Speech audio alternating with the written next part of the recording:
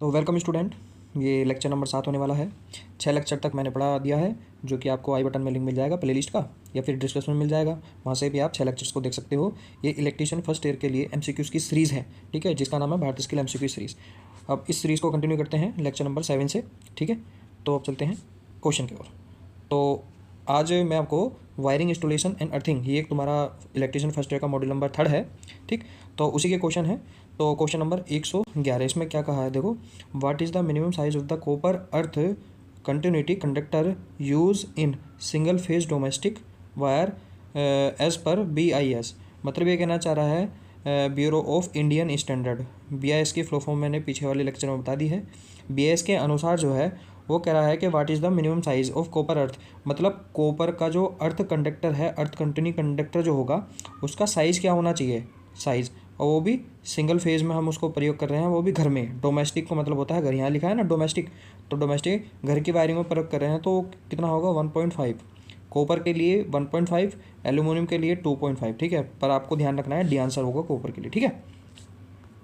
Next 112 कि which method is use to reduce earth resistance value of the existing earth. मतलब इसका यह एग्जिटिंग्स का मतलब होता है कि मौजूदा अर्थ संयोजन में अर्थ प्रतिरोध का मान कम करने के लिए किस पद्धति या फिर किस प्रणाली या फिर किस युक्ति का प्रयोग किया जाता है, ठीक है। जनरली क्या है कि अर्थ का रेजिस्टेंस कम करने के लिए उसको वेट, WET, वेट वेट माने गीला करते हैं, या फिर कोल, COL, कोल मतलब कार्बन्स, जिसे हम कहते हैं कोयला, ठीक है, या फिर NaCl जिसे कहते हैं नमक, ठीक है। इन सब को डालते हैं जिससे कि उसमें आयनता बढ़ जाए और उसकी कंटिन्यूटी बढ़ जाए, चाहिए कंडक्टिविटी बढ़ जाए, ठीक है। वेट का मतलब गीले स्थानों पर ज़्यादातर करंट फ्लो होती है, ठीक है, झटका भी लगने की उम्मीद बहुत ज़्यादा बढ़ जाता है। तो उसी तरीके से हम यहाँ पे कह सकते हैं, इस क्वेश्चन में क्या पूछ रहा है कि ऐसा कौन सा मेथड है जिसका रेजिस्टेंस कम कर दे अर्थ का, ठीक है। तो उसमें तो आपको ध्यान रखना, देखो increase the length of the electrode, देखो नहीं, इलेक्ट्रोड की लेंथ इंक्रीज होगी तो रेजिस्टेंस भी इंक्रीज होगा, क्योंकि R बराबर ρl/A, इस फॉर्मूले से आप देख सकते हो। लेंथ इंक्रीज होगी तो रेजिस्टेंस भी इंक्रीज होगा, जो कि लाभदायक नहीं होगा, ठीक। सेकंड ऑप्शन में कहा है keep wait condition in the earth pipes always, तो ऑलवेज पाइप को क्या रखना है, आपको गीला रखना है, जिससे कि उसकी कंटिन्यूटी बनी रहे, कंडक्टिविटी बनी रहे और रेजिस्टेंस भी कम रहे, ठीक है। बी ऑप्शन इसका आंसर हो जाएगा। समझ में आया तो अच्छी बात है, नहीं तो नेक्स्ट क्वेश्चन देखते हैं 113। देखो, why AC is required to be measure the earth resistance by using the earth resistance tester. मतलब कि जो अर्थ रेजिस्टेंस टेस्टर होता है, जिसे हम मेगर भी कह सकते हैं, ठीक है, अर्थ रेजिस्टेंस टेस्टर जो होता है उसमें AC का प्रयोग क्यों किया जाता है। इस क्वेश्चन में कहा है, आप हिंदी भी देख सकते हो, अर्थ रेजिस्टेंस टेस्टर का उपयोग जो है ना करके अर्थ प्रतिरोध को मापने के लिए AC की आवश्यकता ही क्यों होती है, ये चीज़ पूछ रहा है। तो AC की आवश्यकता इसलिए होती है क्योंकि AC क्या होता है, उसके अंदर AC जनरेटर मतलब DC जनरेटर लगा होता है, जो कि करंट रिवर्सल एक युक्ति भी लगी होती है, जैसे कि AC वो इलेक्ट्रोडों पर देता है, ठीक। और उसके अंदर कहीं भी एक इलेक्ट्रोलाइट की आवश्यकता नहीं होती, जिससे कि वोल्टेज ड्रॉप वगैरह कम नहीं होता है। मेरी बात समझ रहे हो मैं क्या कर रहा हूँ। तो इलेक्ट्रोलाइट किस में होता है, DC में, तो इसलिए डी ऑप्शन इसका होगा। मतलब ये है कि AC की रिक्वायर्ड इसलिए होती है क्योंकि DC उसके अंदर इलेक्ट्रोलाइट वगैरह नहीं होते, जिससे कि EMF इंटरफेरेंस नहीं होता है, ओके। तो डी ऑप्शन हो जाएगा इसका। 114 इसमें कहा है कि what is the formula to find the voltage drop of AC single phase wiring system. तो वोल्टेज ड्रॉप का फॉर्मूला V बराबर IR होता है, ठीक है, ए ऑप्शन हो जाएगा।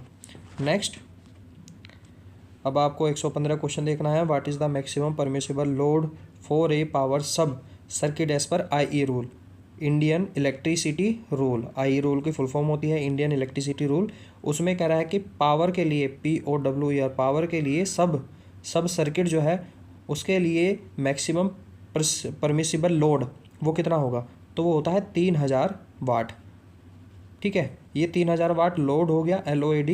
यदि पावर के लिए वो कहने लग जाए पॉइंट कितने हो, पॉइंट, तो आपको पॉइंट केवल 2 आंसर देना है, ठीक है। पावर के लिए मैंने बताया है। लाइट फैन के लिए, लाइट फैन सर्किट के लिए भी ध्यान रखना, एक 800 वाट होता है, 800 वाट और 10 पॉइंट, ठीक है, ये भी ध्यान रखना। तो इसमें जो आंसर हो जाएगा वो कौन सा, पावर के लिए डी आंसर हो जाएगा।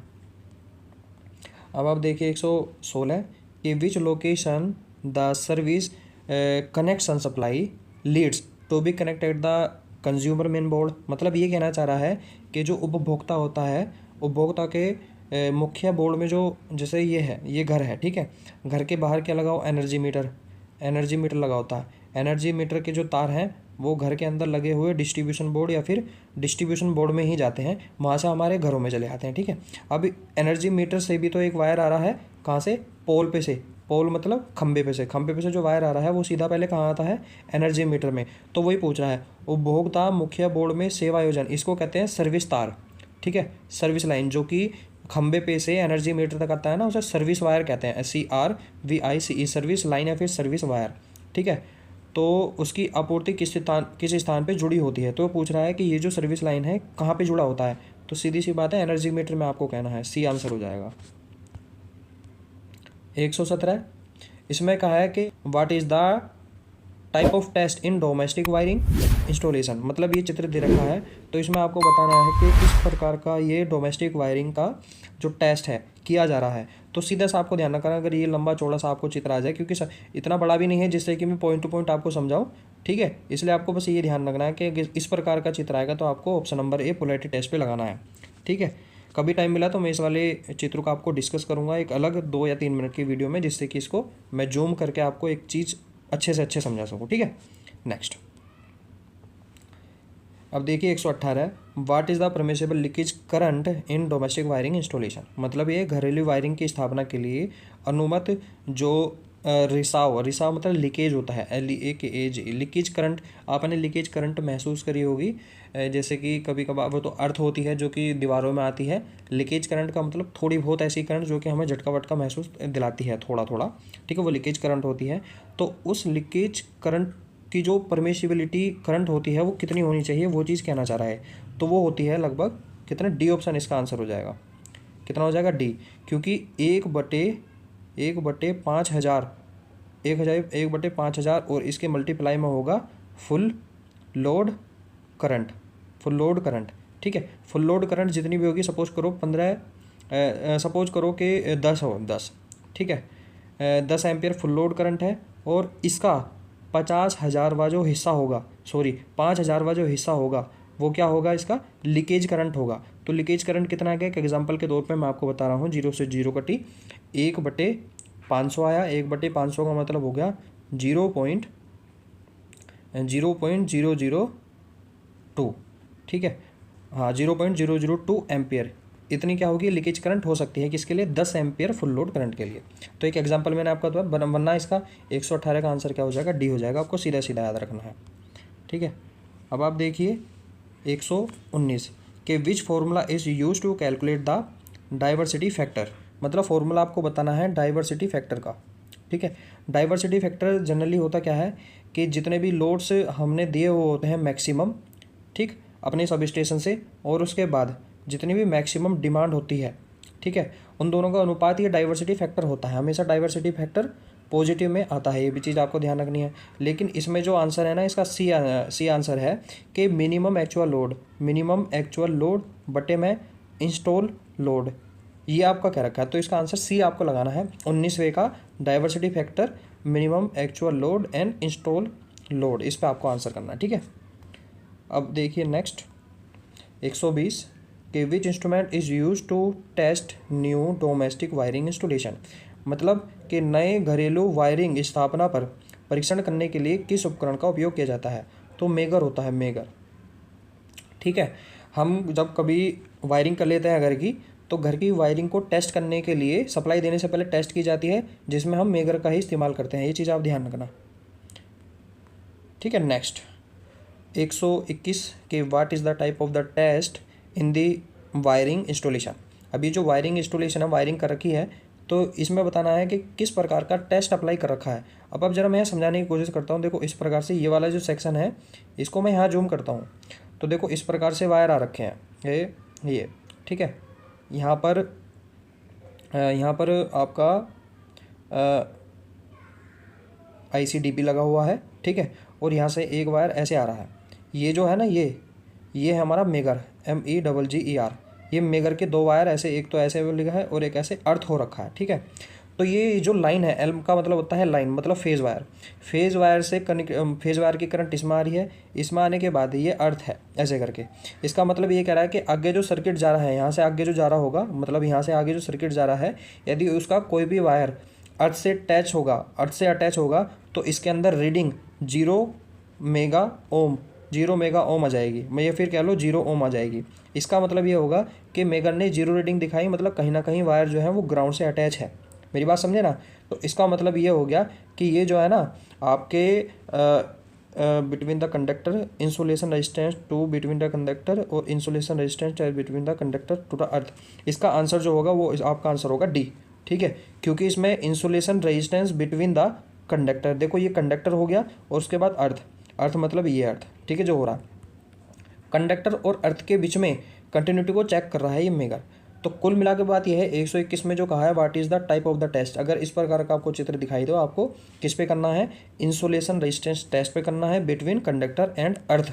अर्थ आना चाहिए, इसमें है, इसमें कंडक्टर तो है लेकिन अर्थ नहीं है, तो इसलिए ये वाला ऑप्शन नहीं होगा, ये भी नहीं होगा, ये भी नहीं होगा, डी ऑप्शन इसका आंसर है। ठीक है, नेक्स्ट।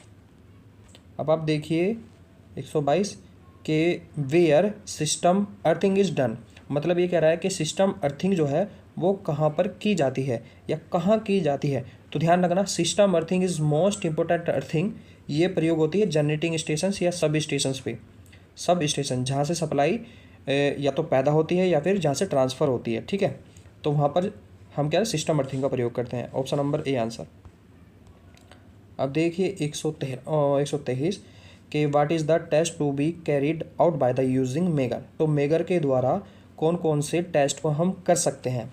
ठीक है, ये कह रहा है। तो मेगर के द्वारा पहले देखो पोलैरिटी टेस्ट हम नहीं कर सकते, पोलैरिटी टेस्ट नहीं कर सकते, इंसुलेशन रेजिस्टेंस टेस्ट बिल्कुल ठीक। अभी थोड़ी देर पहले एक एग्जांपल क्वेश्चन कराया था, ठीक है, उसमें इंसुलेशन ही चेक कर रहे थे हम कि एक लाइन और अर्थ के बीच में एक इंसुलेशन होना चाहिए जिससे कि लाइन वायर जो है वो अर्थ से अटैच ना हो। ठीक है, उसी चीज़ को चेक करते हैं किससे हैं, मेगर से। ओके, 123 का आंसर नंबर बी। अब नेक्स्ट, अब आप देखिए 124 कि what is the reason of lamp glow dim.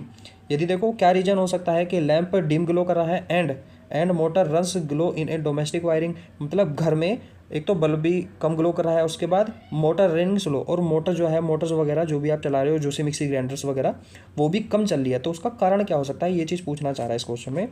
तो open circuit in the neutral, नहीं देखो न्यूट्रल ही यदि ओपन है तो सर्किट कंप्लीट नहीं होगा जिससे कुछ भी नहीं चलेगा, लेकिन यहाँ पर डिम चल रहा है।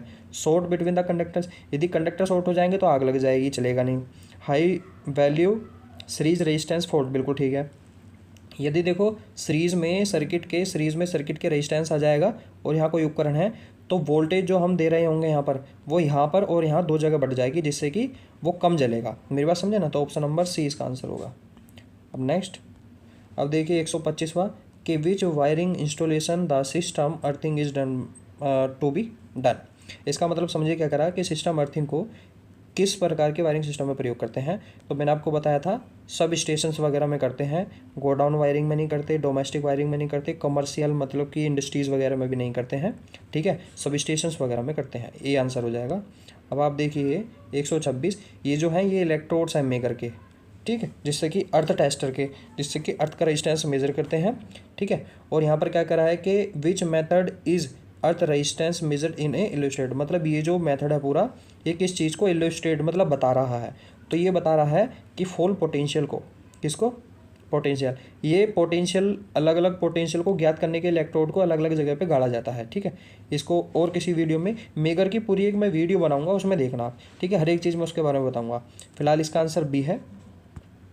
आप देखिए 127वां question, how to control the harmonics distortion in a neutral connected as per I rule, मतलब यह है कि न्यूट्रल जैसे फेज वायर है, एक न्यूट्रल वायर है, न्यूट्रल वायर में भी कभी कभार क्या हार्मोनिक्स उत्पन्न होने लगते हैं, तो उस हार्मोनिक्स को हम कैसे कम करेंगे, ठीक है। हार्मोनिक्स के बारे में मैं आपको बताऊंगा। हार्मोनिक ये समझ लो कि सप्लाई को डिस्टर्ब करने वाली चीज़ें होती हैं, हार्मोनिक्स को कैसे कम कर सकते हैं वो बता रहा हूँ। देखो अब देखो अर्थिंग थ्रू द इम्पिडेंस, बिल्कुल ठीक है, तो उसको क्या कर देते हैं, इम्पिडेंस से अर्थ कर देते हैं, ठीक है। ऑप्शन नंबर ए ही इसका आंसर है। इम्पिडेंस क्या होता है, इम्पिडेंस जेड होता है, जेड, ठीक है, जेड होता है, इसके अंदर रेजिस्टेंस और इसके अंदर रिएक्टेंस दोनों ही मौजूद होते हैं, तो ये अलग चीज़ है थोड़ी सी, इसको ध्यान रखना आप। ऑप्शन नंबर ए आंसर है।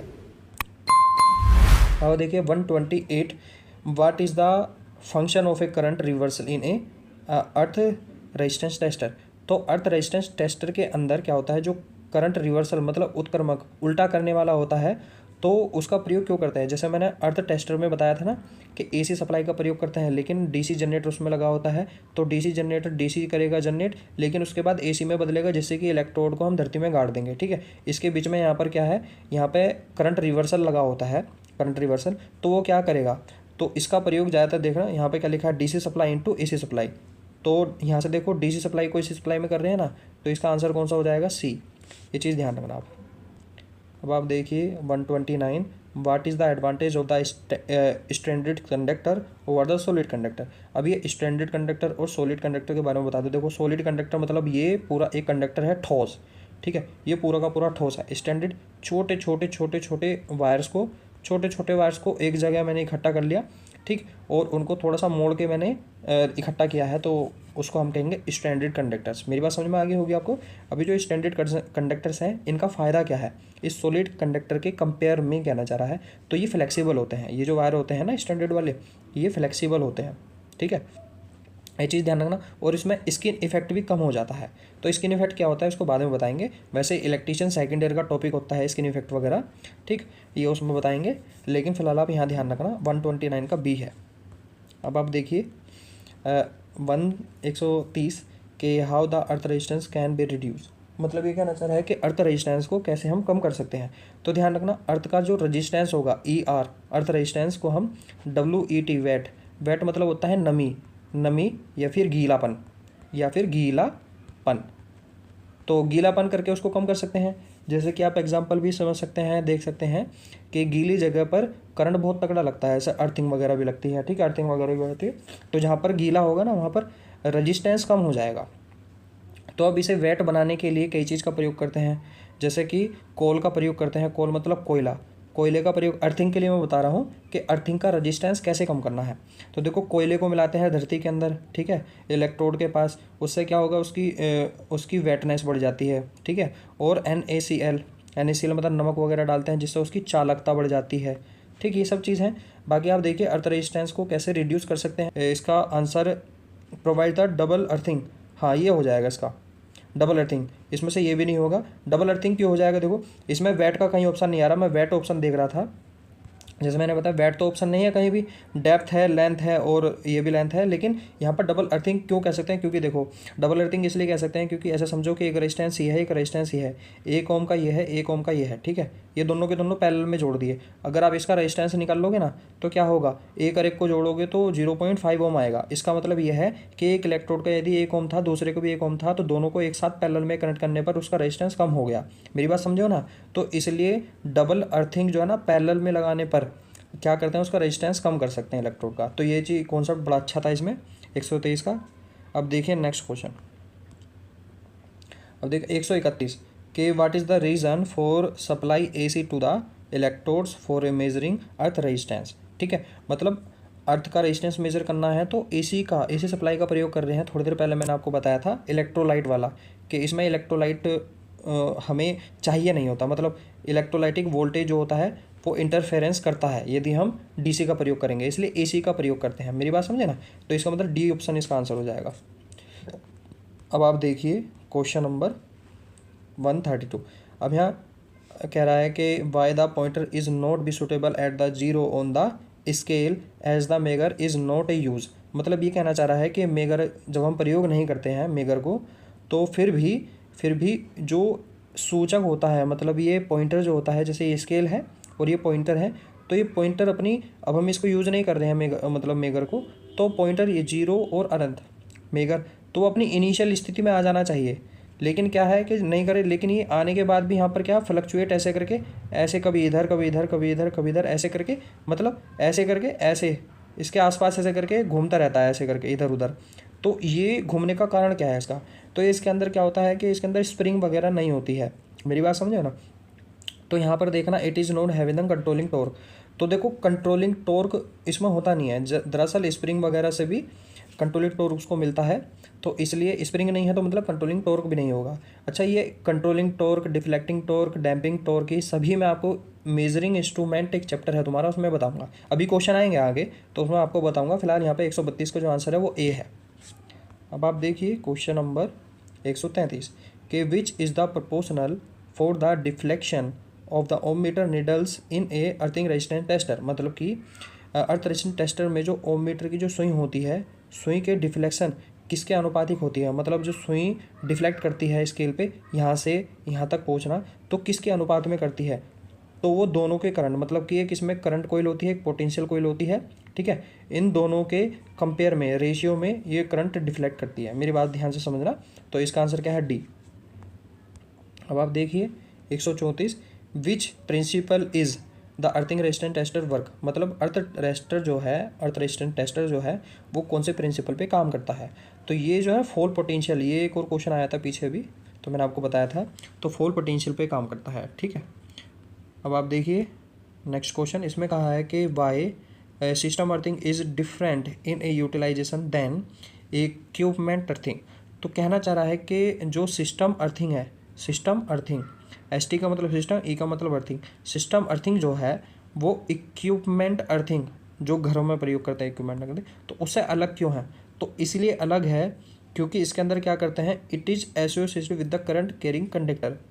तो इसके अंदर क्या होता है, सिस्टम अर्थिंग के अंदर हम करंट कैरिंग कंडक्टर को अलग रखते हैं CB, सर्किट ब्रेकर से, ठीक है, इसलिए सर्किट ब्रेकर के द्वारा। तो इसलिए 135 का आंसर क्या हो जाएगा, सी। अभी आप यहाँ देखिए 136 के what is the effect if a person reverse a shock current of a 20 milliampere. मतलब रिसीव का मतलब होता है लेना, ठीक है। मेरी बात समझना, क्या कहना चाह रहा है कि 20 मिली एम्पियर का किसी आदमी को शॉक लगा, यहाँ कह रहा है कि 20 मिली एम्पियर का झटका प्राप्त होता है तो उसे कैसा प्रभाव लगता है, मतलब कैसा महसूस होता है। तो 20 मिली एम्पियर पे ध्यान रखना, उसको शॉक लगता है, बहुत अच्छा सा दर्दनाक झटका महसूस होता है, ठीक है, बी आंसर होगा। अब आप यहाँ देखिए कि which electrical equipment L series type MCB। देखो एल सीरीज टाइप MCB जो है, इससे पीछे वाला जो लेक्चर था, लेक्चर नंबर 6, उसमें मैंने बताया था एल सीरीज वाला एक तो गीज़र में होता है और एक light LIGSTINING lighting, general lighting में भी प्रयोग करते हैं, ठीक है। और जो एक G होता है, G टाइप MCB, ठीक है, उसे लोकोमोटिव में करते हैं। अब आप यहाँ देखिए, देखो 138 नंबर का क्वेश्चन क्या करा, what is the megger reading in a dead short wiring installation. मतलब ये कि वायरिंग करने के बाद यदि हम उसको यहाँ से डेड दो वायर हैं, इसको आगे से मैंने शॉर्ट कर दिया इधर, और यहाँ पर मेगर लगा के चेक करते हैं, इधर मेगर लगा के, तो यहाँ रीडिंग कितने देगा, यहाँ देगा 0 मेगा ओम देगा। क्यों देगा, क्योंकि इसका रेजिस्टेंस 0 हो जाएगा ना पूरे सर्किट का, इसलिए इसका आंसर क्या हो जाएगा, ए, ठीक है भाई। अब आप देखिए 139 what is the advantage of the crimping. तो देखो क्रिम्पिंग का मतलब समझ लो क्या होता है, क्रिम्पिंग का मतलब होता है जैसे एक तार है, ठीक है, ये वायर है, अब एक और ये वायर है, ये भी वायर समझो, और ये भी वायर है, ठीक है। अब इन दोनों वायर को जोड़ना है, जोड़ तो ऐसे भी चले, यहाँ से छील के भी जोड़ सकते हैं, लेकिन हाँ, छीलने के बाद इसमें गांठ लगाने पर गांठ को खींचेंगे तो टूट जाएगी, ठीक है। इसलिए हम क्या करते हैं, यहाँ पर क्लिप्स वगैरह लगाते हैं इस प्रकार से, जिसे हम कहते हैं रोप्स वगैरह भी, और इसको ऐसे करके अंदर डालने के बाद इसको ऊपर से क्या करते हैं, टाइट कर देते हैं प्लास से, ठीक है, प्लास से इसको ऐसे टाइट कर देते हैं जिससे कि ये पूरा यहाँ चिपक जाता है ऐसे करके, और इसको खींचते हैं बाहर को तो खिंचता नहीं है, ठीक है। तो इसी व्यवस्था को कहते हैं क्रिम्पिंग कहते हैं। और वास्तव में क्रिम्पिंग जो है ना प्लास वगैरह से नहीं होती, क्रिम्पिंग टूल आता है इसके लिए, क्रिम्पिंग टूल, तो उससे हम करते हैं। तो क्रिम्पिंग से क्या करते हैं कि यहाँ पर व्हाट इज़ द एडवांटेज। अब इसका एडवांटेज हम बताना है कि इसका एडवांटेज क्या है, अवॉइड लूज कनेक्शन। मतलब ये है कि जो लूज होते हैं ना ढीले कनेक्शन, तो वो ढीले नहीं होते हैं, वो टाइट हो जाते हैं, इससे बस इतना है, तो सी ऑप्शन हो जाएगा। अब आप देखिए, अब देखो इल्यूमिनेशन आपका चल गया है ये नया मॉड्यूल नंबर 6, मॉड्यूल नंबर 4। तो इसके अंदर 140 नंबर का जो क्वेश्चन है वो क्या कह रहा है कि ऐसा यूनिट ऑफ द ल्यूमिनेस इंटेंसिटी। अब देखो ल्यूमिनेस इंटेंसिटी की यूनिट क्या होती है, जनरल आपको बस ध्यान रखना है, क्योंकि इल्यूमिनेशन वाला चैप्टर है जिसे हम कहते हैं यूटिलाइजेशन ऑफ इलेक्ट्रिकल एनर्जी, उसके अंदर आता है ये चैप्टर। तो ये बहुत लंबा चौड़ा चैप्टर है, आपको बस यहाँ क्वेश्चन देखना है, ठीक है, क्वेश्चन को याद रखना है, ल्यूमिनेस इंटेंसिटी, उसके बाद आंसर को याद रखना है, ठीक है। ध्यान रखना बस आप, ल्यूमिनेस इंटेंसिटी का जो यूनिट होती है वो क्या होता है, कैंडिला होती है, ध्यान रखना कैंडिला, ठीक है, कैंडिला। अब नेक्स्ट चलते हैं। इस क्वेश्चन में कहा है कि what is the working temperature of A filament lamp. तो देखो फिलामेंट लैम्प कहाँ लगा होता है, ये जो बल्ब लगा होता है, ये वाला जो बल्ब होता है आपका, ये वाला, तो इसमें फिलामेंट लैंप लगा होता है इस प्रकार से, ठीक है। जो इसका टेम्परेचर होता है जो कि टंगस्टन का होता है, लगभग 2300 डिग्री सेल्सियस तक इसका टेम्परेचर होता है। तो इसका आंसर क्या हो जाएगा, डी, ठीक है, इसका आंसर है डी। अब आप देखिए नेक्स्ट 142 कि which material is quoted in tungsten electrode of A fluorescent tube lamp. मतलब कि ये जो फ्लोरोसेंट ट्यूब होगी उसके अंदर इधर इलेक्ट्रोड लगे होते हैं टंगस्टन के, ठीक है, टंगस्टन के, ये टंगस्टन के इलेक्ट्रोड है ये वाले। अब ये टंगस्टन के जो इलेक्ट्रोड है इनके ऊपर भी कोटिंग होती है, कोटिंग मतलब इनके ऊपर लेपन होता है। लेपन किसका होता है, तो वो पूछ रहा है कि विच मटेरियल इज कोटेड, तो कौन सा लेपन इसके ऊपर होता है। तो ध्यान रखना बेरियम एंड स्टोरियम को ना, स्ट्रोसियम, बेरियम स्ट्रोसियम का इस पर कोशन होता है, मतलब कोटिंग होती है। डी ऑप्शन इसका आंसर होगा, ध्यान रखना है। अब नेक्स्ट 143 143 नंबर का क्वेश्चन कह रहा है कि which position MB type high pressure mercury vapour lamp are operated. मतलब कि high pressure mercury vapour lamp जो है, जो एमबी टाइप का होगा, उसे किस स्थिति में हम चलाते हैं, ठीक है।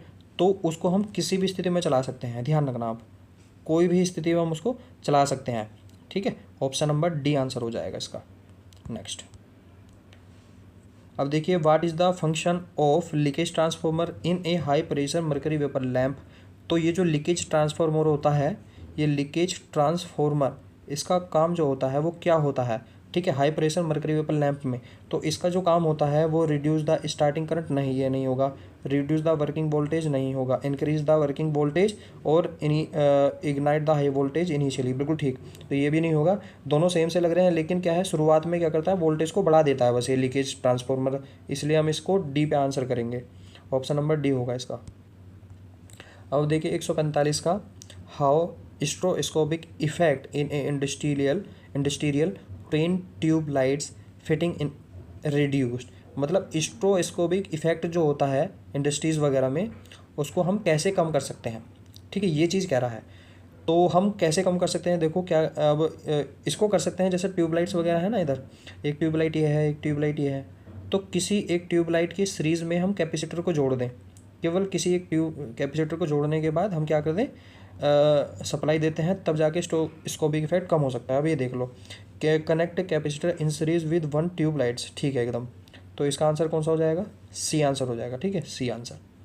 नेक्स्ट अब आप देखिए यहाँ पर ये जो क्वेश्चन है 146 में कहा है कि what is the circuit, what is the current carrying capacity of flasher if current 100 milliampere in each row. मतलब एक रो, दो रो और एक तीन, तो इस सर्किट के अंदर 3 रो है। अब 3 रो में से किसी एक में कितनी बह रही है, 100, ये कह रहा है कि 100 मिली एम्पेयर क्या है, इसमें करंट बह रही है एक रो में, ठीक है। जब एक रो में बह रही है तो इसमें पूछ रहा है कि इसमें करंट कितनी बहेगी इस वाले सर्किट में, ठीक है। तो सीधी सी बात है भाई, यहाँ से यहाँ 100 है, यहाँ 100 है, यहाँ 100 है, तो तीनों एक पॉइंट पर आगे मिल जाएंगी, तो कितना हो जाएगा 300 मिली एम्पेयर, ठीक है। तो आंसर क्या हो जाएगा, डी, इसका आंसर डी है। नेक्स्ट अब आप देखिए 147 के which term refer that the flow of the light into a plane surface. इसका मतलब ये कहना चाह रहा है कि लाइट जो है वो प्लेन सरफेस पर, ठीक है, फैल रही है, तो इसको हम क्या कहेंगे, ठीक है, इसको क्या कहेंगे ये बताना है। तो इसको कहेंगे ल्यूमिनेंस, क्या कहेंगे, ल्यूमिनेंस, ठीक है। तो प्लेन सरफेस पे फैलने वाला जो प्रकाश होगा उसको ल्यूमिनेंस कहते हैं। अब आप देखिए next 148 what is the purpose of the igniter in high pressure sodium vapour lamp. तो देखो हाई प्रेशर सोडियम वेपर जो लैम्प होगा उसके अंदर इग्नाइटर का क्या पर्पज़ है, क्या उपयोग है। तो इग्नाइटर मतलब जैसे जनरेटर होता है ना, जनरेटर, वैसे ही इग्नाइटर होता है, वोल्टेज को बढ़ाने या फिर जनरेट करने का काम करता है, ठीक है। तो इसका ऑप्शन क्या हो जाएगा, डी। तो generate high voltage pulse eight starting, तो स्टार्टिंग में क्या करता है, इग्नाइटर हाई वोल्टेज पल्स को जनरेट करता है, ऑप्शन नंबर डी आंसर हो जाएगा। अब देखिए 149 कि which type of lighting fitting design as a free from glare. मतलब किस प्रकार का प्रकाश फिटिंग डिज़ाइन में चकाचौंध से मुक्त होता है, तो ये बताना है आपको। डी ऑप्शन, डी कह रहा, बी ऑप्शन, ठीक है। सेमी इनडायरेक्ट होती है जिसमें ज़्यादा चकाचौंध से मुक्त होता है, मतलब ऑप्शन नंबर बी। अब आप देखना 150 के why the outdoor tube of a high pressure metals halide lamp से made of boron and silicate glass. मतलब ये कहना चाह रहा है कि जो उसका बाहर का ग्लास होता है high pressure mercury vapour lamp का, जनरली तो बाहर एक अंदर ग्लास होता है, एक बाहर होता है, ठीक है। बाहर वाला क्या काम करता है और अंदर वाला तो हीट को एब्जॉर्ब करता है, ठीक है, और बाहर वाला रेडिएशन को, ठीक है, रेडिएशन को एब्जॉर्ब करता है। तो रेडिएशन कह लो या फिर वॉयलेट रेडिएशन कह लो, बात एक ही है, ठीक है। ऑप्शन नंबर डी आंसर हो जाएगा इसका। तो ध्यान रखना बाहर वाली ग्लास का उपयोग कहना चाह रहा है। अब यहाँ ध्यान रखना एक और चीज़, देखो यहाँ पर आपको ये भी दिया गया है कि outer tube high pressure metals halon lamp made of borosilicate glass. तो ये जो बोरोसिलिकेट ग्लास है ना, ये भी क्वेश्चन आ सकता है कि जो बाहर का लैंप होता है, जो बल्ब उसका कांच होता है, वो किसका बना होता है, बोरोसिलिकेट का बना होता है, सिलिकेट। ये भी चीज़ ध्यान रखना आप, ठीक है। अब आप देखिए 151 के what is the term refer luminous flux given by the light sources per unit solid angle. मतलब ये कह रहा है जो ल्यूमिनस फ्लक्स है उसको हम कहते हैं फाई, ठीक है, फाई, और जो सॉलिड एंगल होता है उसको कहते हैं ओमेगा, ठीक है। अब ये कह रहा है कि पर यूनिट सॉलिड एंगल, पर यूनिट सॉलिड एंगल, जब पर यूनिट आ जाए तो इसका मतलब भाग में जाएगा, ठीक है। अब यही जो चीज़ होती है फ्लक्स जो है पर सॉलिड एंगल में कितना होगा उसको हम कहते हैं ल्यूमिनस इंटेंसिटी। क्या कहते हैं उसको, ल्यूमिनस इंटेंसिटी। ये चीज़ आप ध्यान रखना ज़रा, ठीक है। ल्यूमिनस इंटेंसिटी को एक बार और मैं आपको बताना चाह रहा हूँ कि जो फ्लक्स है पूरा का पूरा वो ठोस एंगल से कितना निकला है उसको क्या कहते हैं, ल्यूमिनस इंटेंसिटी कहते हैं, ठीक है। और बाकी जो ल्यूमन है, जो यहाँ पर ल्यूमन वो ल्यूमन फ्लक्स की यूनिट है, और कैंडेला जो है वो ल्यूमिनस इंटेंसिटी की भी यूनिट है, ध्यान रखना, ठीक है। अब आप 152 पे देखिए what is the unit of the luminous flux. अभी जैसे मैंने बताया था ल्यूमिनस फ्लक्स की यूनिट क्या होगी, ल्यूमन होगी, तो इसका आंसर क्या हो जाएगा, बी। अब आप देखिए 153, इसमें कह रहा है ल्यूमिनस इंटेंसिटी की यूनिट क्या होगी। ल्यूमिनस इंटेंसिटी की यूनिट मैंने कैंडेला बताई थी, CANDELA, कैंडेला। ल्यूमिनस इंटेंसिटी की यूनिट क्या बताई मैंने, कैंडेला बताई थी, लेकिन इनके अंदर कहीं भी कैंडेला नहीं है, ठीक है। तो कैंडेला नहीं है तो इसकी क्या होगी, वाट, ल्यूमन पर वोट, सॉरी ल्यूमिनस एफिशिएंसी है, सॉरी ल्यूमिनेट इंटेंसिटी, यदि सुनो ल्यूमिनस एफिशिएंसी है, ल्यूमिनस एफिशिएंसी को इससे डिनोट करते हैं, ठीक है। और ल्यूमिनस इंटेंसिटी जो होगी, इंटेंसिटी उसकी कैंडेला हो जाएगी, ठीक है। अब ल्यूमिनस एफिशिएंसी है तो उसकी क्या होगी, ल्यूमन पर वॉट, ल्यूमन पर वॉट। तो ये इसकी क्या हो जाएगी, ये इसकी यूनिट हो जाएगी एफिशिएंसी की। यहाँ ध्यान रखना बस एफिशिएंसी आना चाहिए तभी आएगा, बाकी जो ल्यूमिनस फ्लक्स था उसकी यूनिट ल्यूमन है, ठीक है। और जो इल्यूमिनेशन है उसकी क्या है, लक्स, इल्यूमिनेशन की लक्स है। अभी सभी आगे आएंगे, आप ध्यान रखना थोड़ा सा। 154 देखिए कि how the rate of evaporization in a vacuum bulb is reduce. मतलब जो वैक्यूम बल्ब होते हैं उनके अंदर जो फिलामेंट होगा उसको एवेपोराइज, मतलब वेपोराइजेशन मतलब उसको भाप में बनने लगता है जो एलिमेंट होता है, तो उसे भाप में बनने से रोकने के लिए कौन सा मटेरियल उस वैक्यूम में भरा जाता है, वो पूछ रहा है कि कौन सा होगा। तो उन्हें कहते हैं इनर्ट गैस। क्या कहते हैं, इनर्ट गैस। ध्यान रखना इनर्ट गैसेस भरी जाती हैं। जो ये वाला बल्ब मैंने बताया था ना, ये वाला जो बल्ब होता है जो 200 वाट 250 वाट होता है, उसके अंदर क्या होता है, इनर्ट गैसेस ही भरी होती हैं, ठीक है। 155 के what is the main advantage of the coiled coil lamp. तो कुंडली लैम्प का मुख्य जो लाभ होगा वो क्या होगा, आपको ध्यान रखना है। कुंडली लैम्प का जो लाभ होगा वो हायर लाइट आउटपुट, तो ये लाइट आउटपुट हाई देते हैं, ठीक है। नेक्स्ट, जैसे कि ये चित्र भी आपको दिख रहा है यहाँ पर, what is the name of the reflector. तो यहाँ पर ये जो लगा हुआ है ना, ये रिफ्लेक्टर है इस प्रकार की शेप का। तो ये रिफ्लेक्टर आपको किस प्रकार का दिख रहा है आपको बताना है। तो ये पैराबोलिक होता है, PARABOLIC। तो पैराबोलिक का मतलब होता है परवलय, ठीक है। परवलय की आकृति होती है वो ये होती है, ये वाली। तो यही आकृति आपको यहाँ दिख रही है, ठीक है। तो पैराबोलिक मतलब परवलय, सी ऑप्शन इसका आंसर हो जाएगा, ठीक है। अब आप देखिए नेक्स्ट 158 के विच device provides ignition voltage and act as a shock in a high pressure sodium vapor lamp। अच्छा, high pressure sodium vapour lamp, इसकी फुल फॉर्म है high pressure sodium vapour lamp. तो ये भी चीज़ आपको ध्यान रखनी है। अब इस क्वेश्चन में पूछा क्या है कि विच डिवाइस प्रोवाइड्स इग्निशन वोल्टेज, मतलब जो बढ़ी हुई वोल्टेज है उसे कौन प्रोवाइड करता है, कौन से लैंप में, high pressure sodium vapour lamp में। तो वो लीकेज ट्रांसफॉर्मर होता है। ठीक है, जैसे इग्नाइटर काम करता है वैसे ही leakage transformer sodium vapour lamp में काम करता है। अब आप देखिए 159 में what is the name of the lamp. अब ये जो लैंप है ये कैसा है, ये है MA टाइप का, TYPE, MA टाइप का high pressure mercury vapour lamp. ठीक है, high pressure mercury vapour lamp है आपका, ये ऑप्शन नंबर डी आंसर हो जाएगा। ठीक है, तो ध्यान रखना आपको। अब चलते हैं नेक्स्ट क्वेश्चन पे। 160 क्वेश्चन के which type of lighting system is use for the flowed and industrial lighting, मतलब फ्लड और इंडस्ट्रियल जो प्रकाश व्यवस्था के लिए किस प्रकार की प्रकाश व्यवस्था का उपयोग किया जाता है। तो इंडस्ट्री में आपने ज़्यादातर देखा होगा कि डायरेक्ट लाइटिंग ही प्रयोग करते हैं, मतलब प्रकाश जिससे ज़्यादा से ज़्यादा आ सके। ठीक है, इनडायरेक्ट नहीं, मतलब डायरेक्ट लाइटिंग ए में है। ठीक है, ऑप्शन नंबर क्या होगा इसका, ए आंसर होगा। ऑप्शन नंबर ए आंसर इसका होने वाला है। ठीक है, नेक्स्ट। अब आप देखिए 161 के which is the cold cathode lamp. तो कोल्ड कैथोड लैम्प इसमें कौन सा होगा, हेलोजन लैम्प होगा, हेलोजन नहीं होगा, नियोन साइन लैम्प, बिल्कुल नियोन साइन लैम्प जो होता है वो कोल्ड कैथोड लैम्प होता है, ये चीज़ ध्यान रखना आप। ठीक है, जिसका कैथोड जो नेगेटिव वाला जो इलेक्ट्रोड होगा वो ठंडा होता है, ठंडा, ये चीज़ कहना चाह रहे हैं। ठीक है, option number B answer. Next, अब देखो जैसे मेजरिंग इंस्ट्रूमेंट आपका ये न्यू मॉड्यूल चल गया है, मॉड्यूल नंबर 5। अब इसके क्वेश्चन देखते हैं। 162 देखिए, इसमें कहा है कि which force is required to be move the pointer from zero position in indicating instrument. अब देखो इंस्ट्रूमेंट 3 प्रकार के होते हैं, जैसे अगर इंस्ट्रूमेंट 3 प्रकार के होते हैं, इंडिकेटिंग होता है, सी है, इंटीग्रेटिंग होता है और एक रिकॉर्डिंग होता है। ठीक है, 3 प्रकार के इंस्ट्रूमेंट है। तो इसमें इंडिकेटिंग पहले नंबर वाले पूछा है, और इसके अंदर भी क्या पूछा है कि फोर्स कौन सा लगता है। ठीक है, जिससे कि पॉइंटर क्या कर सके, मूव। देखो जो संकेतक है उसको मूव कर, जीरो से मूव कराने के लिए किस प्रकार के बल की आवश्यकता पड़ती है, तो उसे कहते हैं डिफ्लेक्शन, विचलन कोण। ठीक है, मतलब ये पॉइंटर ऐसे मानो ये स्केल है, ये पॉइंटर यहाँ है, अब इसको यहाँ पर जाना है, तो जो बल आगे को खिसकाएगा ना उसे कहते हैं डिफ्लेक्शन।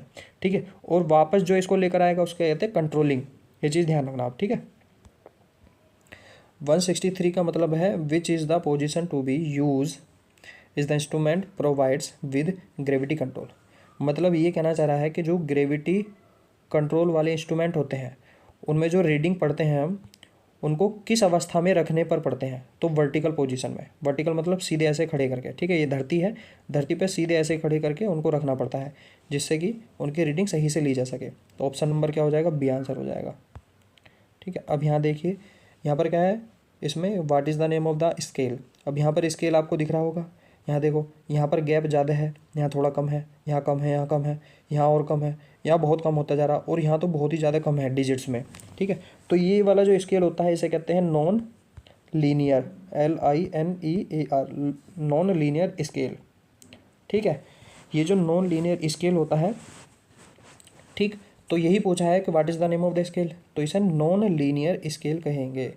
ठीक है, डी ऑप्शन इसका आंसर है। अब आप यहाँ देखिए 165 के which error is caused by the incorrect position of a instrument reading. यहाँ कहना चाह रहा है कि इंस्ट्रूमेंट रीडिंग की गलत स्थिति के कारण कौन सी त्रुटि हो सकती है। ठीक है, अब उसकी स्थिति मतलब पोजीशन अगर वो सही से नहीं रखा है तो उसमें जो रीडिंग हम लेते हैं और रीडिंग हमने गलत ले ली तो उसमें कौन सी एरर होगी। ठीक है, तो आपको बताना उसमें होगी डिवाइस एरर, क्योंकि उस डिवाइस को हमने सही से नहीं रखा। जैसे कि वर्टिकल में रखना था ग्रेविटी कंट्रोल वाले को, तो डिवाइस एरर कहलाएगी। ठीक है, अब यहाँ देखिए 166 के which instrument is use to measure 1 ohm and below 1 ohm resistance value of the accurately. मतलब 1 ओम या फिर उससे कम ओम की वैल्यू को मेज़र करना है। ठीक है, तो कौन सा इंस्ट्रूमेंट हम प्रयोग करेंगे। ठीक है, कौन सी युक्ति या कौन सा उपकरण हम प्रयोग करेंगे, तो मेगाओमीटर नहीं, ज़्यादा होगा रेजिस्टेंस। इसका आंसर जो शंट वाला होगा। अगर मल्टीमीटर का हम यूज़ करना है ना, 1 ओम से ज़्यादा पर करते हैं, मतलब ये ऑप्शन नहीं होगा, इसका आंसर होगा सी। ये चीज़ ध्यान रखना, क्योंकि मल्टीमीटर 1 ओम से लेकर 1 किलो ओम इतने तक प्रयोग करते हैं, ठीक है, 10 किलो ओम 1 मेगा ओम तक, ठीक है। तो 1 ओम से ज़्यादा का करना है तो मल्टीमीटर, और यदि 1 ओम से कम का करना है तो एक तो डबल केल्विन ब्रिज आता है, नहीं तो फिर संट टाइप ओम मीटर आता है, ये दो हैं। तो सी ऑप्शन इसका आंसर हो जाएगा, ये नहीं होगा, इसका आंसर सी होगा, ये चीज़ ध्यान रखना आप, ठीक है। अब देखिए नेक्स्ट 167, इसमें कहा है what is the purpose of the, तो इस क्वेश्चन में क्या कहा है, इस क्वेश्चन में कहा है, थोड़ा ध्यान से आप पढ़ना, देखो इसमें कहा है what is the purpose of the 3 terminal provides in a advance megohmmeter. तो मेगाओमीटर के अंदर जो 3 टर्मिनल दिए जाते हैं, मतलब वैसे तो 2 टर्मिनल का होगा, लेकिन 3 टर्मिनल जो तीसरा वाला दिया जाएगा वो क्यों दिया जाता है, ठीक है।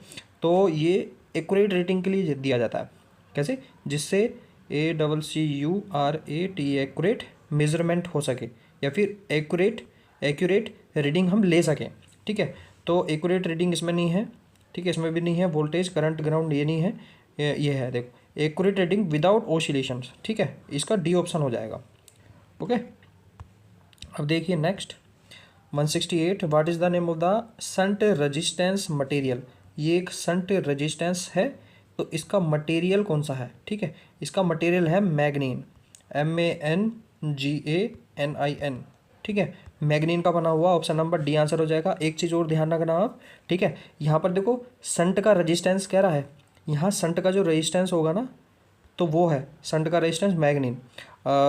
और यदि आपसे कहने लग जाए कि स्टार्टर वगैरह जो होते हैं, स्टार्टर DC मोटर के, ठीक है, उनके अंदर जो वायर होता है वो किसका बना, यूरेका का बना होता है, ठीक है। बाकी आपको बस ध्यान रखना है डी आंसर, 168 का डी आंसर। अब देखिए 169, what is the reason for the moving coil meter have uniform scale. तो इसमें कह रहा है कि जो मूविंग कोयल इंस्ट्रूमेंट होगा, इसे दरअसल क्या कहते हैं, इसको कहते हैं PMMC, पूरा नाम है permanent magnet moving coil, permanent magnet moving coil, ये चीज़ ध्यान रखना। तो PMMC मतलब परमानेंट मैग्नेट मूविंग कोयल का जो स्केल होता है वो कैसा होता है, यूनिफॉर्म होता है। यूनिफॉर्म का मतलब डिजिट्स जो होंगी वो समान डिस्टेंस में बटी होंगी, अलग अलग नहीं होंगी, किसी का कम या ज़्यादा ऐसा नहीं होगा, ठीक है। और तो ये कैसे होता है, मतलब ये किस लिए होता है, किस कारण से होता है, तो जो डिफ्लेक्शन होता है ना, तो यहाँ पे हम पढ़ते हैं थोड़ा सा, इसमें का deflection torque is directly proportional to the current या फिर मेजरिंग क्वांटिटी, ठीक है। तो इसका आंसर ये हो जाएगा, जो यूनिफॉर्म स्केल है वो किस चीज़ को प्रदर्शित करता है, डायरेक्ट प्रोपोर्शनलिटी को रिप्रेजेंट करता है, ठीक है। अब आप देखिए 170 नंबर का क्वेश्चन कि which error if the energy meter disc rotates continuously on no load, मतलब कि इस पे एनर्जी मीटर पे कोई लोड नहीं है, नो लोड, ठीक है, और उसके अंदर गोल गोल सी डिस्क होती है, ऐसे करके ये ऐसे करके घूमती जाती है, ठीक है, बिना लोड के नहीं घूमती है, लेकिन ये कह रही है कि घूम रही है, तो ये किस प्रकार की एरर है, ठीक है। यहाँ पर पूछ रहा है किस प्रकार की एरर है, आप पढ़ भी सकते हैं हिंदी में कि यदि ऊर्जा मीटर डिस्क बिना किसी लोड के लगातार घूमती रहती है तो किस प्रकार की त्रुटि होगी, तो इसे कहते हैं क्रिम्पिंग एरर। क्या कहते हैं, क्रिम्पिंग, बिना लोड के भी डिस्क का घूमता रहना, क्रिम्पिंग एरर। अब इस क्रिम्पिंग एरर को कम कैसे करते हैं, ये जो डिस्क है ना, इसके एक इधर और एक यहाँ पे, दो जगह होल करने पड़ते हैं, छेद, तब जाकर रुकती है ये। अब देखिए यहाँ पे 171, what is the effect of CT if it's secondary is kept open. अब देखो ये कह रहा है CT का फुल फॉर्म जान लो पहले, current, CURRENT, current transformer, TRANSFORMER, ठीक है, करंट ट्रांसफॉर्मर इसका पूरा नाम है। और जो करंट ट्रांसफॉर्मर है मतलब CT है, इसमें पूछा है कि इसकी जो वाइंडिंग होती है, पहले वाइंडिंग जान लो। तो करंट ट्रांसफॉर्मर का जो प्रयोग है, पहला प्रयोग जान लो। प्रयोग क्या करता है, करंट, मतलब कि हाई करंट, CUR का मतलब करंट, हाई करंट को मेजर करने के लिए प्रयोग करते हैं इसको, ठीक है, और वो भी AC करंट को मेजर करने के लिए प्रयोग करते हैं। दूसरी चीज़, ये ऑप्शन हो जाएगा। अब दूसरी चीज़, यहाँ सेकेंडरी की जगह जाना प्राइमरी आना चाहिए था, प्राइमरी वाइंडिंग क्या हो जाएगी, बर्न हो जाएगी पूरी की पूरी। उसके बाद दूसरी चीज़ क्या है, दूसरी है कि हमेशा इस वाली वाइंडिंग को शॉर्ट करके रखना पड़ता है। शॉर्ट करके रखेंगे तो क्या होगा कि इधर अगर शॉर्ट नहीं करेंगे तो टर्मिनल ओपन है और किसी व्यक्ति ने इसको पकड़ा तो हाई वोल्टेज उसके शरीर से लगेगा, टच होगा और वो तुरंत ही ब्लास्ट मतलब मर जाएगा, शॉक बहुत तगड़ा लगेगा, जल जाएगा पूरा। इसलिए शॉर्ट करके रखते हैं जिससे कि यहाँ पर वोल्टेज की वैल्यू 0 और करंट की वैल्यू बहुत मैक्सिमम हो जाए। ठीक है, ऐसी कोशिश करते हैं। 117 का डायरेक्ट आपको ध्यान रखना है, डी आंसर। अब आप देखिए 172, what is the purpose of the variable resistance connected across the shunt type ohm meter. मतलब कि सन टाइप का ओम मीटर से जुड़ी हुई एक परिवर्तित जो वेरिएबल रेजिस्टेंस होता है उसका उद्देश्य क्या होता है। अब आप यहाँ जान लो पहले। देखो यहाँ पे कह रहा है कि सन टाइप ओम मीटर। सन टाइप ओम मीटर का मतलब होगा कि ओम मीटर है, उसके सीरीज में क्या है, एक हाई वोल्टेज का रेजिस्टेंस लगा हुआ है जिसे सन टाइप हम कहते हैं। ठीक है, अब यहाँ कह रहा है इसमें क्या है कि एक वेरिएबल, एक परिवर्तित एक रेजिस्टेंस और जोड़ दिया जिससे कि क्या उसका रेजिस्टेंस को मेजर मतलब चेंज कर सकते हैं। तब उसका क्या पर्पज़ है, ये जो वेरिएबल रेजिस्टेंस होगा उसका क्या पर्पज़ होगा, वो चीज़ पूछना चाह रहा है। तो इसका जो आंसर होगा वो होगा adjust the pointer to zero adjustment. ठीक है, तो इसका आंसर क्या हो जाएगा, डी आंसर हो जाएगा कि पॉइंटर को शून्य सामान्य योजना में संयोजित करना। इसका आंसर क्या हो जाएगा, डी। ये चीज़ आपको ध्यान रखनी है। बाकी नेक्स्ट देखिए आप 173।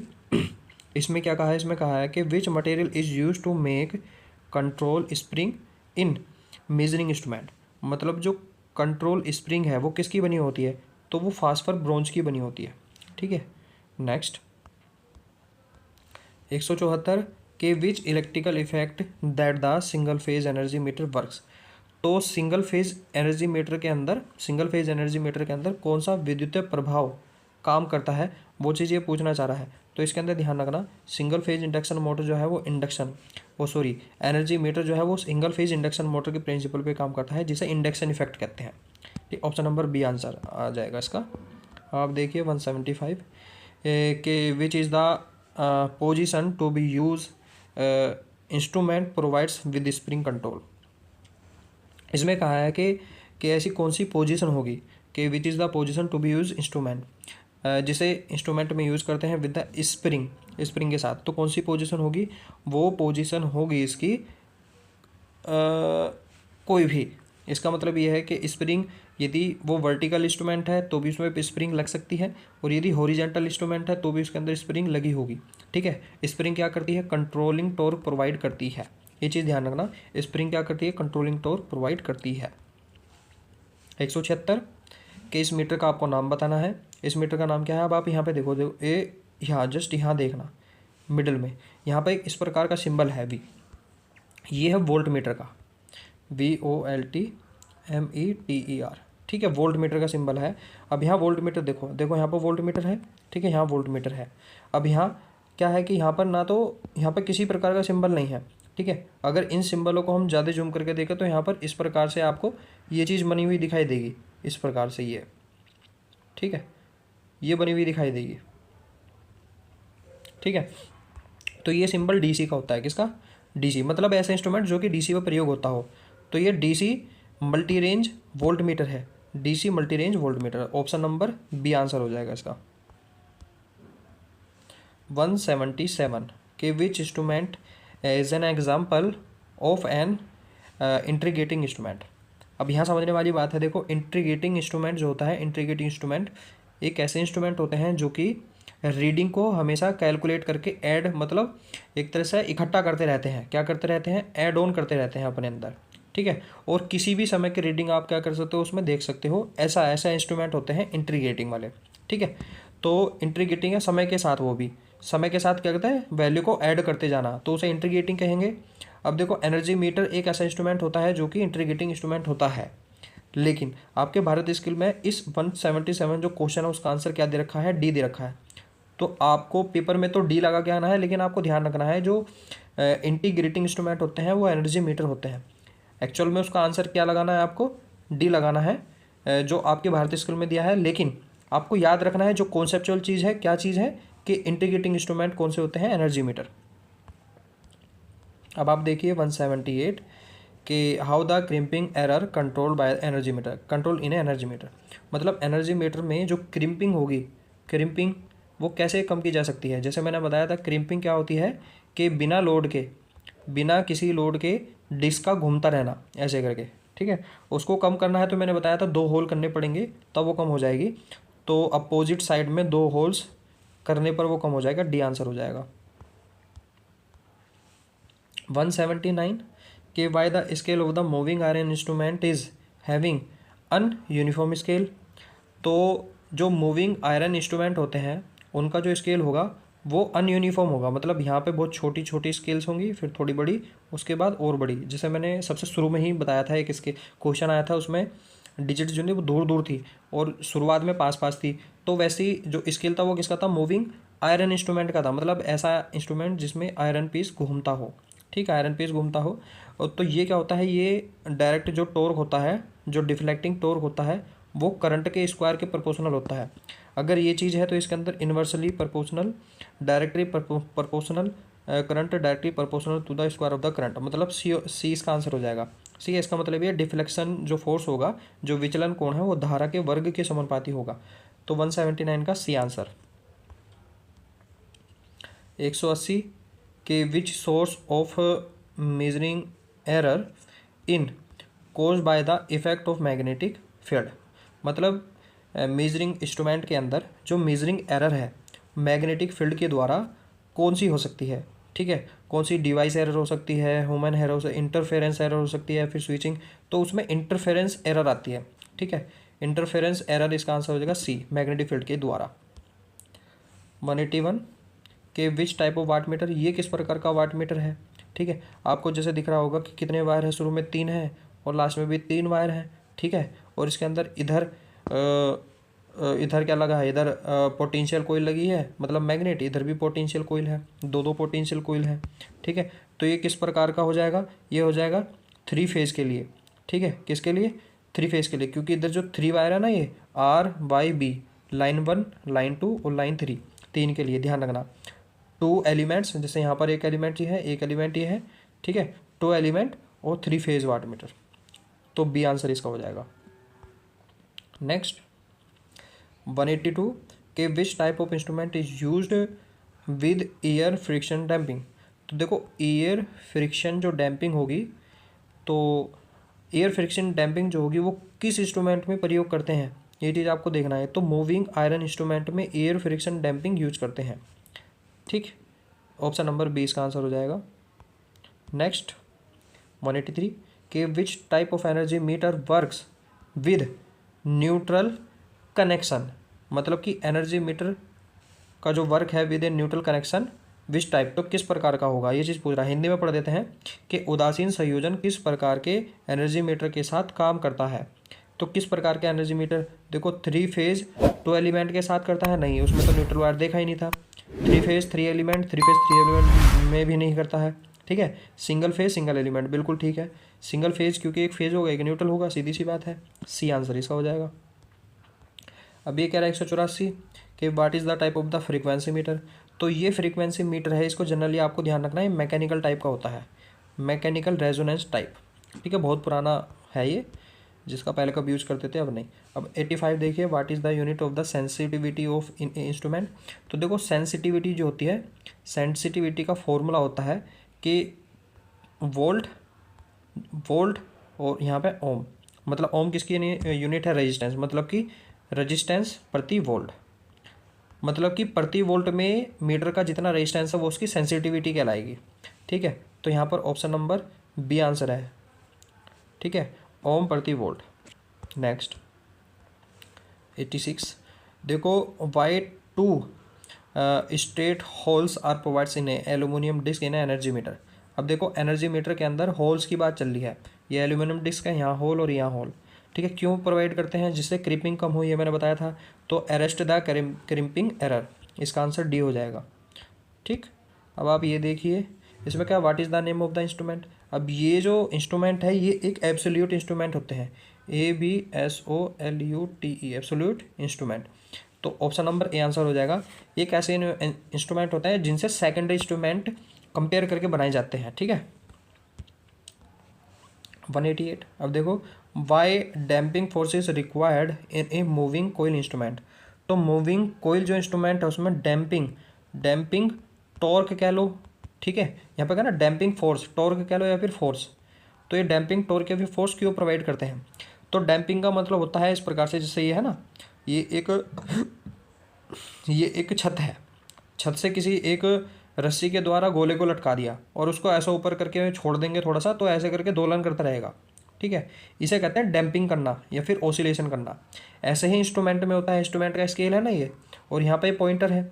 सपोज करो यहाँ पर रीडिंग आ रही है तो ये यहाँ पर खिसकेगा, ऐसे करके यहाँ जाएगा, लेकिन यहाँ जाने के बाद तो यहाँ पे आसपास थोड़ा इधर और इधर, कभी इधर और कभी इधर, ऐसे करके ये मूवमेंट करने लगता है, ठीक है। इसी मूवमेंट को रोकने के लिए डैम्पिंग की जाती है, इसकी डैम्पिंग, ठीक है। और जो डैम्पिंग रोकता है उसको डैम्पिंग फोर्स कहते हैं। मेरी बात समझ में आ गई होगी। अब ये डैम्पिंग फोर्स जो है यहाँ पे कहा है कि why the damping force is required moving instrument. तो डैम्पिंग फोर्स जो होता है वो क्यों क्यों प्रयोग किया जाता है? तो ये इसलिए प्रयोग किया जाता है क्योंकि arrest the needle without oscillations, मतलब कि बिना किसी ओसिलेशन के क्या एक स्थान पर रोक सके, अरेस्ट कर सके उसे। ऑप्शन नंबर डी आंसर हो जाएगा। अब देखिए 189, what is the function of the soft iron core in a moving coil instrument. मतलब कि जो soft iron core in a moving coil instrument, मतलब मूविंग कोयल इंस्ट्रूमेंट में जो सॉफ्ट आयरन कोर होती है उसका प्रयोग क्यों करते हैं? सी है, उसका प्रयोग क्यों करते हैं?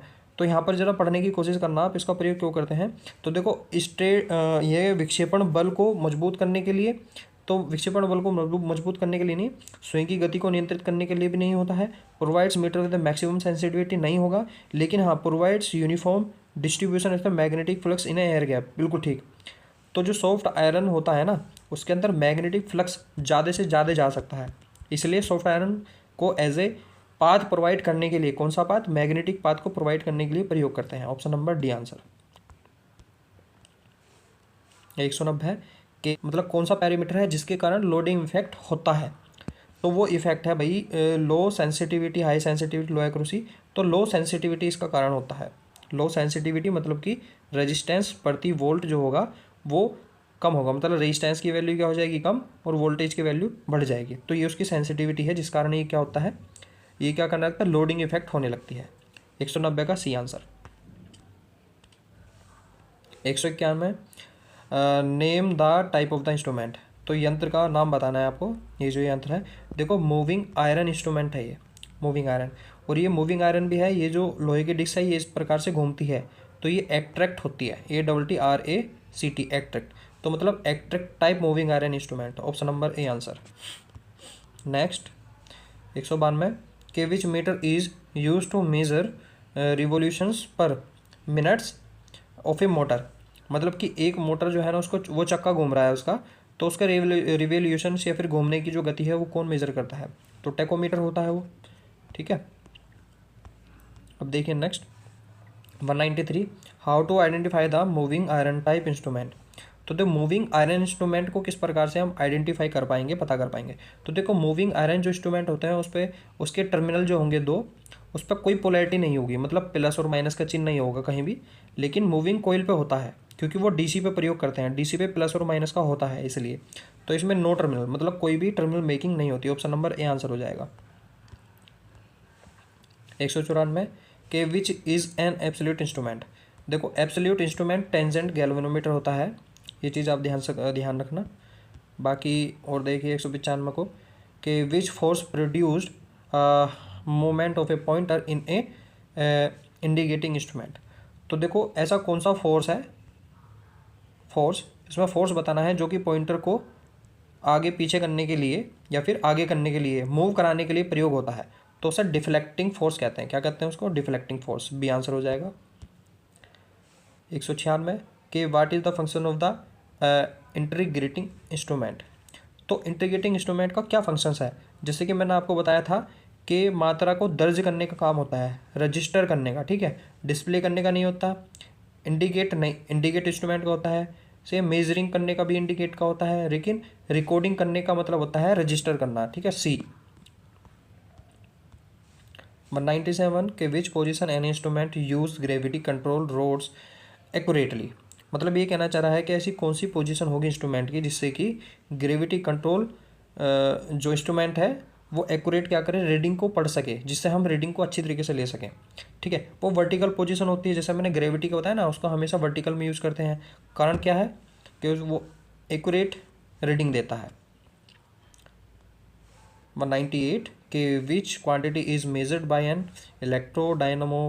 Dynamo type instrument. तो देखो इलेक्ट्रो टाइप मीटर, ये तो सीधा सीधा ध्यान रखना है, ये पावर मेजरमेंट के लिए प्रयोग होते हैं, ठीक है। 199 how to achieve maximum accuracy in a measurement using analog instrument. मतलब ये कहना चाह रहा है कि एनालॉग इंस्ट्रूमेंट में हम मैक्सिमम एक्यूरेसी कैसे पा सकते हैं। 20 का आंसर हो जाएगा कीप हाई इनपुट इम्पीडेंस।